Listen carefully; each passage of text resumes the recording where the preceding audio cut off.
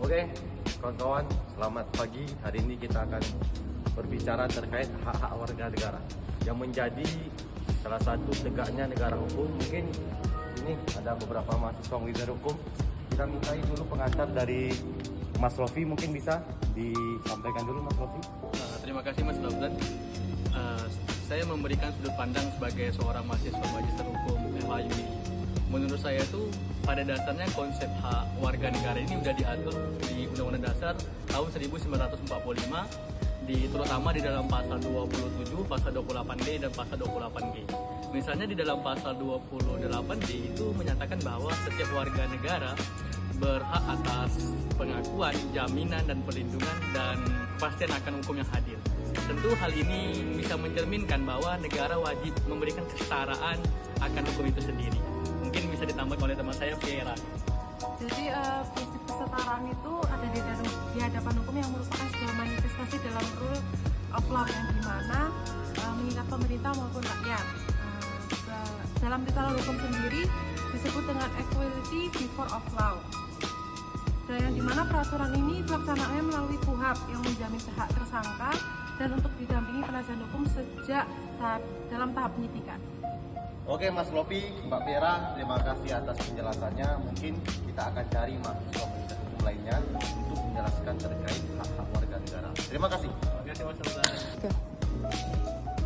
Lobdan. Mas. Oke, kita lanjut mencari mahasiswa magister hukum lainnya berbicara terkait hak-hak warga negara. Dalam ini ada Mas Isan, ada Mbak Elsa. Boleh disampaikan perspektif terkait hak-hak warga negara dengan asosiasinya. Silakan Mas Isan. Ya, nah, jika kita bicara hak warga dan negara, tentunya ini sudah tergabung di dalam pasal 28G Undang-Undang 1945 yang terkait bagaimana hak sipil yang menjamin dari hak warga negara tersebut.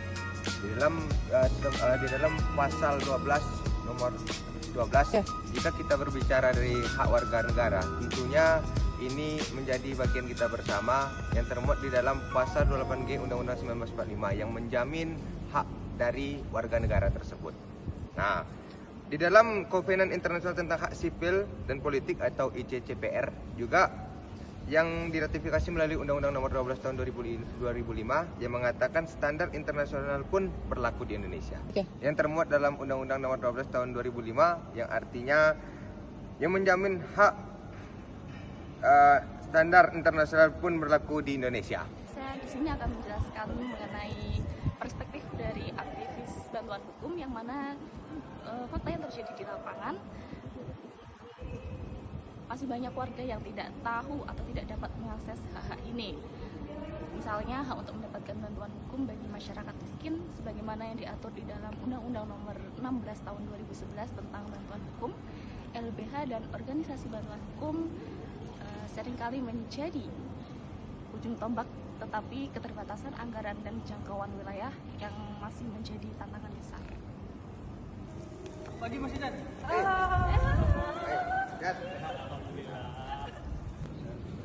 Oke, teman-teman, ini kita jumpa lagi dengan magister hukum lengkap. Kita ingin tanyakan lagi terkait lanjutan diskusi.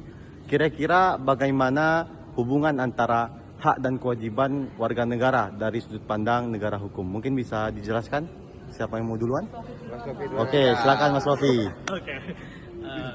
Makasih Mas Lobdan.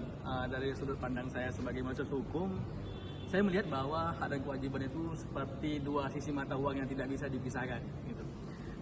Di mana setiap hak pasti adanya kewajiban hukum. Kalau kita bicara tentang hak dan kewajiban, jika orang itu ingin melihat haknya, maka dia harus melaksanakan kewajibannya sebagai warga negara, seperti membayar pajak, menaati peraturan lalu lintas, dan menghormati hak orang lain. Mungkin bisa didalami oleh teman saya, Piera, gitu. Nah, jadi dalam hukum tata negara itu adanya bentuk check and balances yang dimana warga negara memiliki hak untuk mengkritik kebijakan dari pemerintah itu sendiri. Tetapi kewajiban itu melakukan sesuai dalam prosedur dan hukum yang berlaku. Selanjutnya, Dan paling penting juga dalam hak warga negara ini tidak bergantung hanya dari aparat penegak hukum saja, tapi dari kesadaran masyarakat itu sendiri. Nah, otomatis di sini harus adanya pendidikan yang lebih maksimal dan secara bagus untuk kedepannya, begitu. Setuju. Tanpa kesadaran hukum, warga akan tetap berada dalam posisi rentan. Oleh karena itu, perlu sinergi antara pemerintah, akademisi, dan masyarakat sipil untuk memastikan bahwa hak hukum warga negara benar-benar terlindungi. Oke, terima kasih kawan-kawan semua. Sedikit catatan dari saya bahwa hasil diskusi kali ini kita memahami hak-hak hukum warga negara merupakan fondasi negara hukum yang harus dijamin, dilindungi, dan ditegakkan. Semoga pembahasan ini memberikan kontribusi bagi peningkatan kesadaran hukum di masyarakat Indonesia. Hidup Indonesia, hidup MHUI.